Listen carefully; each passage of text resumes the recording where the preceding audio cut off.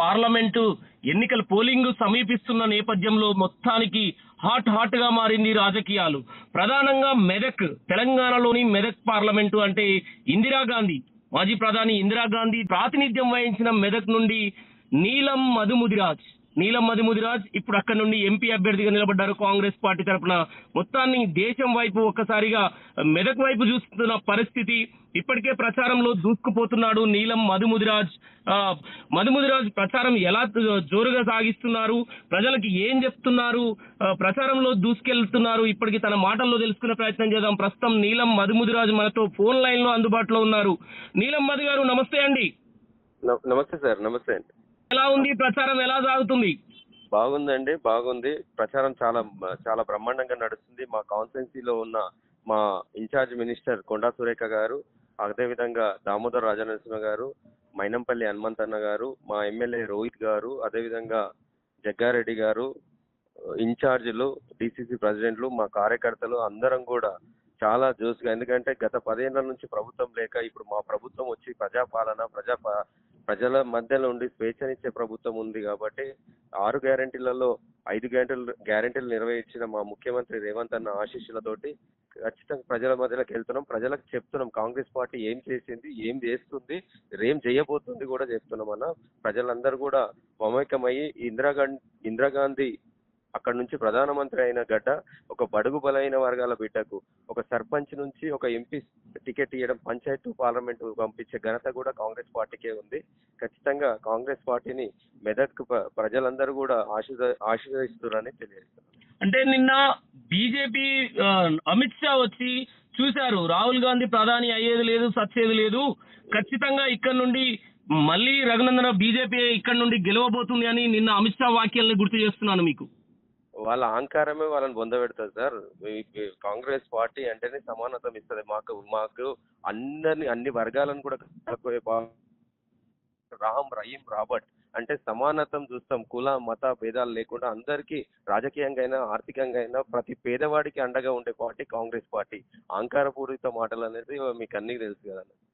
అంటే నిన్న రఘునందన్ రావు వాక్యాల్లో కూడా నీలం మధుముదిరాజు ఇక్కడ కాంగ్రెస్ అభ్యర్థికి అవగాహన లేదు ఈ పార్లమెంటులో ఉన్న సమస్యల పైన, ఈ పరిధిలో ఆయనకు పూర్తి అవగాహన లేదు అనే వాక్యాలు కూడా, దీనిపైన ఎలా రెస్పాండ్ అవుతారు? మధు గారు, హలో మధు గారు, వినబడుతుందా? రాష్ట్ర ప్రభుత్వం కూడా మొన్ననే 30,000 మందికి కూడా నోటిఫికేషన్ ఇచ్చి ఉద్యోగాలు ఇచ్చింది. అట్లా మధు గారు వినబడుతుందా? మీ వాయిస్ క్లియర్ లేదు. హలో, ఓకే అండి.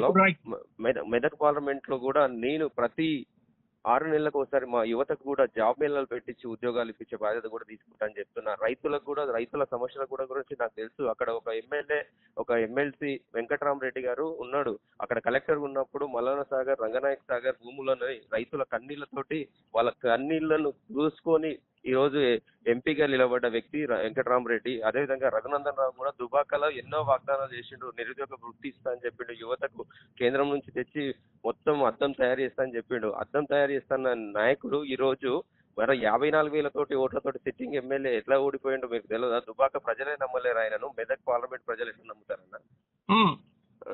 నిన్న మీ మరో అభ్యర్థి, బీఆర్ఎస్ అభ్యర్థి, అక్కడ మాజీ మంత్రిగా ఉన్న హరీష్ రావు వాక్యాలు కూడా, అభ్యర్థి తరఫున వాక్యాలు చూడొచ్చు. స్వయంగా మీ పార్టీ అధ్యక్షులు, పిసిసి అధ్యక్షులు, రాష్ట్ర ముఖ్యమంత్రి రేవంత్ రెడ్డికి సవాల్ విసిరారు. 25 ఆగస్టు 15 లోపు రైతు ఏదైతే లోన్ తీసుకున్నారో దాన్ని మొత్తానికి రుణమాఫీ చేస్తాము అని ప్రకటనకు కట్టుబడి ఉండాలి, లేదంటే రాజీనామాకు సిద్ధమని గన్ పార్క్ దగ్గరికి వస్తున్న పరిస్థితి. దీన్ని ఎలా చూస్తారు?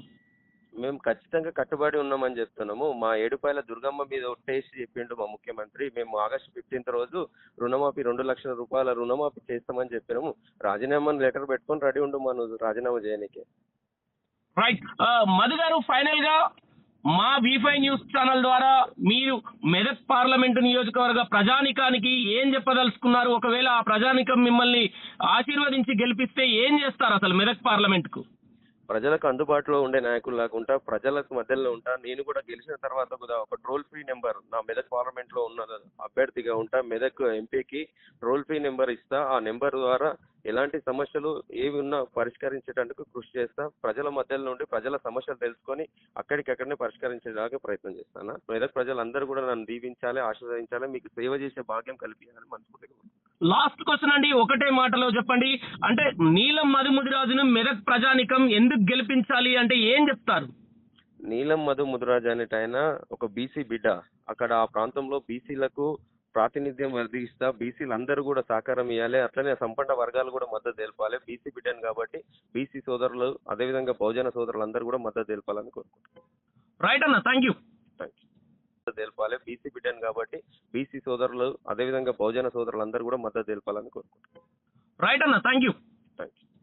తెలపాలి. బీసీ బిడ్డను కాబట్టి బీసీ సోదరులు అదేవిధంగా బహుజన సోదరులు అందరూ కూడా మద్దతు తెలపాలని కోరుకుంటున్నాను. రైట్ అన్న, థ్యాంక్ యూ. తెలపాలి. బీసీ బిడ్డను కాబట్టి బీసీ సోదరులు అదేవిధంగా బహుజన సోదరులు అందరూ కూడా మద్దతు తెలపాలని కోరుకుంటున్నాను. రైట్ అన్న, థ్యాంక్ యూ.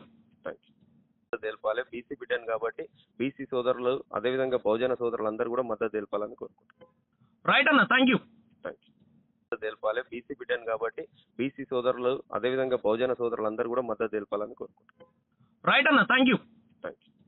తెలపాలి. బీసీ బిడ్డను కాబట్టి బీసీ సోదరులు అదేవిధంగా బహుజన సోదరులు అందరూ కూడా మద్దతు తెలపాలని కోరుకుంటున్నాను. రైట్ అన్న, థ్యాంక్ యూ. తెలపాలి. బీసీ బిడ్డను కాబట్టి బీసీ సోదరులు అదేవిధంగా బహుజన సోదరులు అందరూ కూడా మద్దతు తెలపాలని కోరుకుంటున్నాను. రైట్ అన్న, థ్యాంక్ యూ. తెలపాలి. బీసీ బిడ్డను కాబట్టి బీసీ సోదరులు అదేవిధంగా బహుజన సోదరులు